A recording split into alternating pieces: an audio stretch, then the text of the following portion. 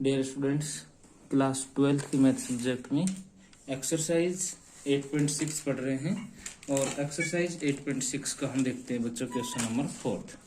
Question number 4 है कि किसी नदी में स्टीमर चलाने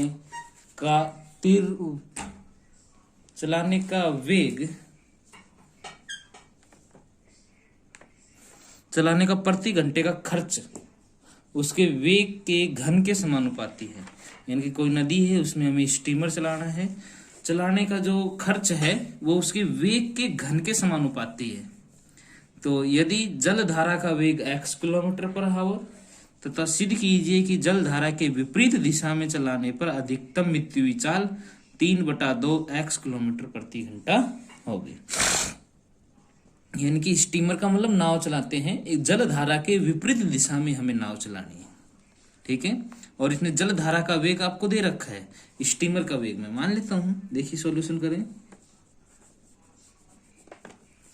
जल धारा इधर बह रही है तो स्टीमर हमें उल्टी दिशा में चलाना है। तो इसमें आपको दे रखा है जल धारा का वेग x किलोमीटर पर आवर माना स्टीमर की चाल। स्टीमर की चाल कितनी मान लेता हूं मैं, v capital V kilometre per hour. तो अब हमें चलाने किस रूप से है, जल धारा के विपरीत दिशा में। जल धारा के विपरीत दिशा में चाल क्या हो जाएगी। देखो जल धारा इधर बह रही है, स्टीमर हमें इधर चलाना है, तो v minus x kilometre per hour. यानी कि जो स्टीमर की चाल है उसमें से इसकी चाल को हम सब्ट्रैक्ट कर देंगे, तो v माइनस एक्स माना तय की गई दूरी। यानी कि इसके द्वारा जो तय की गई दूरी है वो है y किलोमीटर। तो लगा समय का सूत्र क्या होता है बच्चों, दूरी बटे में चाल। तो समय आ जाएगा, दूरी अपनी है y और चाल है v माइनस एक्स। ये किस में आ जाएगी, घंटे में आ जाएगा समय। ओके। अब भाई अकॉर्डिंग टू क्वेश्चन क्या दे रखा है कि स्टीमर चलाने का प्रति घंटे का खर्च। स्टीमर चलाने का प्रति घंटे खर्च कितना है, वेग के घन के समानुपाती। वेग के घन के समानुपाती। खर्च मैं ई मान लेता हूं, समानुपाती होगा वेग के घन के। समानुपाती को हटाऊं तो यहां पर मैं लगा देता हूं के वी क्यू। या के क्या है, समानुपाती नियतांक।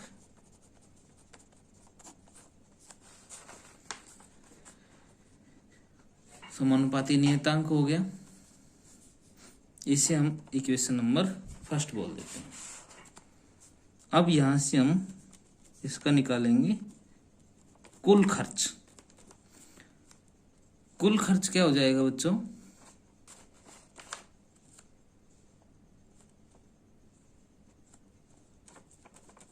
वेग गुना समय। कुल खर्च यानी कि एक्सपेंसिव ई से प्रदर्शित करते हैं। वेग क्या है इसका, के वी क्यू इनटू समय। समय हमने निकाला था इसका Y upon V minus X. तो E इक्वल टू इसकी वैल्यू हो जाएगी K Y V cube upon V minus X. इसे बोलते समीकरण नंबर 2। आगे करें, v के सापेक्ष अवकलन करने पर, तो इसका हो जाएगा dE upon dV equal to, भाग का सूत्र लगाना पड़ेगा, और भाग का सूत्र क्या बोलता है, v माइनस एक्स। ऐसे कैसे, d अपॉन dV ऑफ किसका, हर का, के Y V cube minus K Y V cube. ऐसे कैसे, d upon dV of v minus X बटे हर का वर्ग, यानी कि v माइनस एक्स और इसका वर्ग। dE upon dV equal to v minus X. इसका अब करेंगे तो इनटू के वाई, ऐसे कैसे, और इसका हो जाएगा 3v square minus K Y V cube into इसका हो जाएगा 1 माइनस एक्स का हो जाएगा 0, भाग में v माइनस एक्स की होल स्क्वायर। तो बच्चों इसे मैं लिख सकता हूं dE upon dV equal to v minus X, ये हो गया 3k Y V square minus K Y V cube बटे v माइनस एक्स की होल स्क्वायर, और इसे बोल दो समीकरण नंबर 3। v के सापेक्ष पुनः अवकलन करने पर, v के सापेक्ष इसका हम पुनः अवकलन करते हैं। पुनः अवकलन करने का मतलब है कि d2e upon dv square equal to हर, ऐसे कैसे, यानी कि v माइनस एक्स स्क्वायर। ऐसे कैसे, अंश का अवकलन, तो बच्चों अंश का अवकलन कर देते हैं डायरेक्ट। देखिए पुनः अवकलन करने से पहले एक काम और करते हैं, इसी को सोल्व करते हैं कि dE upon dV equal to, इसको अंदर प्रोडक्ट कर देता हूँ इससे, तो ये क्या हो जाएगा 3k Y V cube minus 3k Y X V square minus K Y V cube upon v minus X की whole square. dE upon dV equal to, देखिए के वाई वी क्यूब और ये वाला भी, तो यहाँ से कितना बच जाएगा 2k Y V cube minus 3k X Y V upon v minus X की होल स्क्वायर। अब करते हैं x के, इसे बोलेंगे समीकरण नंबर 3, v के सापेक्ष पुनः अवकलन करने पर, तो d2e upon dv square equal to v minus X का होल स्क्वायर। ऐसे कैसे, अंश का अवकलन, अंश का करेंगे तो 2k और इसका हो जाएगा 3v स्क्वायर माइनस 3kxy और v स्क्वायर का हो जाएगा 2v माइनस अंश, ऐसे कैसे 2k Y V cube minus 3kxy V square. ऐसे कैसे, इनटू हर का अवकलन, और जब हर का अवकलन करेंगे पहले पावर का करेंगे तो 2v minus x into 0 minus 1 बटे हर का स्क्वायर, यानी कि v माइनस एक्स का स्क्वायर और इसका और स्क्वायर। तो d2e upon D V square equal to v minus X का स्क्वायर, ये हो गया 3 2 जो 6 K Y V square minus 6 के एक्स वाई वी माइनस 2 के, देखिए ये वाला 2 और ये 2 के Y V cube minus 3 K X Y V square और v माइनस एक्स बटे v माइनस एक्स की power 4। d2e upon D V square equal to v minus X, हम इसमें से कॉमन निकालिए एक, तो बच गया v minus X 6 K Y V square minus 3 K X Y we minus 2। देखिए इस 2 का अंदर प्रोडक्ट कर दें, 2 2 जब 4 के वाई वी क्यूब और ये हो जाएगा माइनस का 6 के एक्स वाई वी स्क्वायर बटे में v माइनस एक्स की पावर 4। एक से इसकी एक पावर कट जाएगी तो कितनी बच जाएंगी, 3 पावर। तो ये हो गया d2e upon D V square equal to v minus X 6 K Y V square minus 6 के एक्स वाई वी माइनस 4 के वी वाई क्यूब माइनस 6 के एक्स वाई वी स्क्वायर बटे v माइनस एक्स की power 3। इसे हम बोलते समीकरण number 4।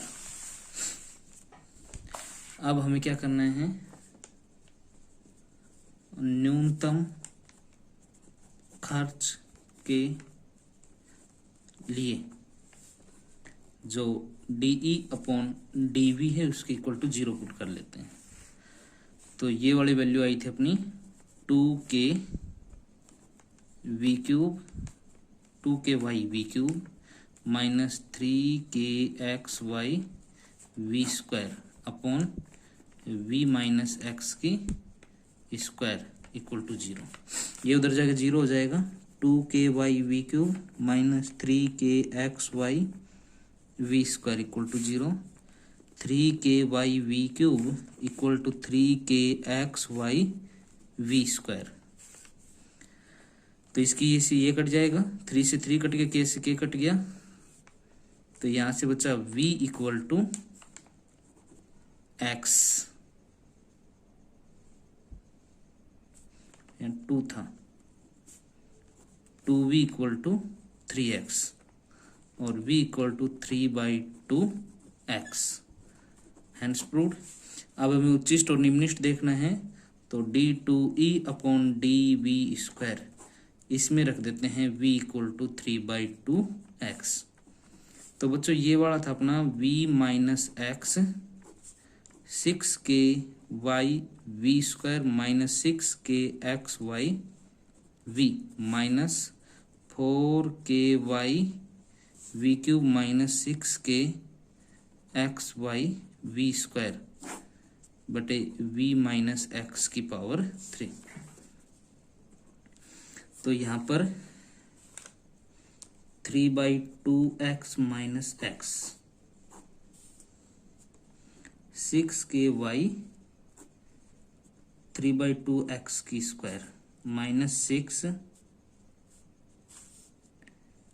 के एक्स वाई 3/2x माइनस 4 के वाई 3/2x की पावर 3 माइनस 6 के एक्स वाई 3/2x की स्क्वायर बटे में 3/2x माइनस x की पावर 3। तो बच्चों यहाँ से तो बच जाएगा, 1.5 में से गए तो 1/2x, ये हो जाएगा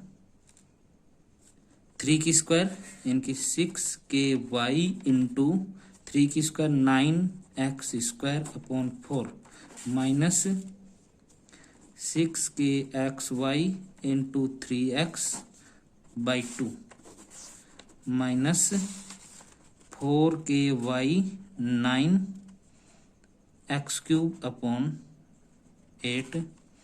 माइनस 9 6